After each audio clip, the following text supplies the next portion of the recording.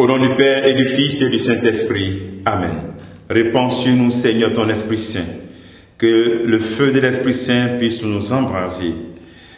Que l'Esprit Saint illumine notre intelligence, nous donne d'aimer proclamer la parole de Dieu et la garder dans notre cœur.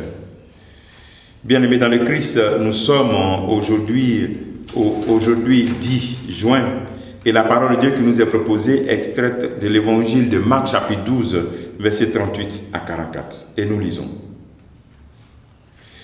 En ce temps-là, dans son enseignement, Jésus disait, « Méfiez-vous des scribes qui tiennent à se promener en vêtements d'apparat et qui aiment les salutations sur les places publiques, les sièges d'honneur dans les synagogues et les places d'honneur dans les dîners.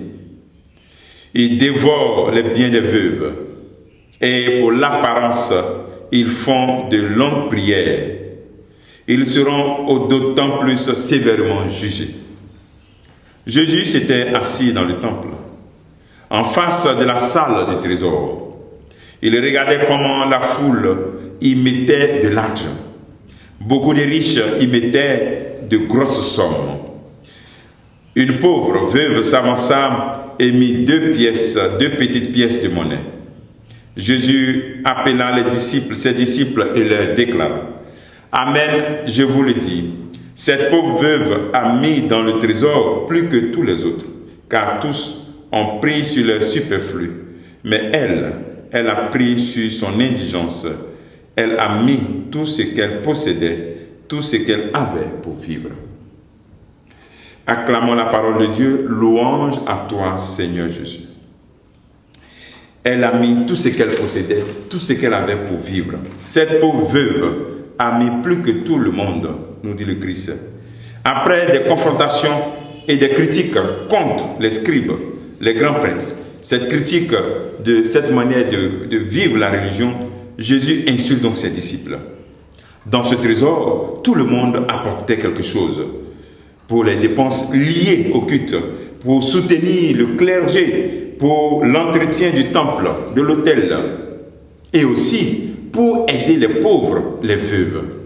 Jésus jette ce regard sur cette veuve qui met 2 pièces. Avec les disciples qui souvent pensent que l'argent peut tout résoudre, qu'il faut avoir beaucoup d'argent pour tout résoudre. Rappelons-nous dans le passage de la multiplication des pains, où aurions-nous dépensé le salaire de 200 journées pour acheter du pain pour donner? Donc voici que le Christ donne cette instruction aux apôtres pour qu'ils comprennent que ce qui compte, c'est de donner tout ce qu'on a pour vivre à Dieu. En réalité, Jésus nous interpelle sur notre manière de donner, notre manière d'aider, notre manière de donner à l'Église, notre manière de donner à nos frères et sœurs. D'abord, donner à l'Église. Lorsque nous donnons, c'est de donner tout ce qu'on a pour vivre. Et qu'est-ce qu'on a pour vivre? C'est notre vie.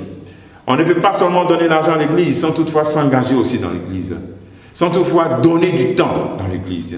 Ici, à travers l'exemple de cette veuve, le Seigneur voudrait que toi aussi, tu puisses donner tout ce que tu possèdes, tout ce que tu as pour vivre dans le temps spirituel, dans le temps dans l'Église. Et aussi, quand nous donnons, quand nous faisons des œuvres de charité, que ça soit du fond du cœur. Du fond du cœur. Jésus leur montre où est la manifestation de la volonté de Dieu. Cette manifestation de la volonté de Dieu, c'est dans le partage, c'est dans le pauvre, c'est quand nous donnons du fond du cœur et que nous donnons tout. Dieu aime tout, et le tout qu'il aime en plus, c'est ta vie, que tu dois tout lui donner. Non pas à moitié, parce que lui t'a tout donné. Son Fils unique est mort sur la croix pour toi. De la même manière, quand nous donnons d'abord notre vie. Et ensuite, n'ayons pas peur aussi de donner les biens matériels pour soutenir l'Église, mais du fond du cœur. Et c'est ce qui crée des grâces et des bénédictions sur notre vie. Parce que Dieu regarde dans le cœur, il ne regarde pas ce qu'il y a comme quantité, mais comment cette quantité que tu donnes vient vraiment du fond du cœur, et comment est-ce que ça change ta vie, comment est-ce que tu t'intègres en lui, comment est-ce que tu deviens intime de Dieu, parce que tu donnes tout.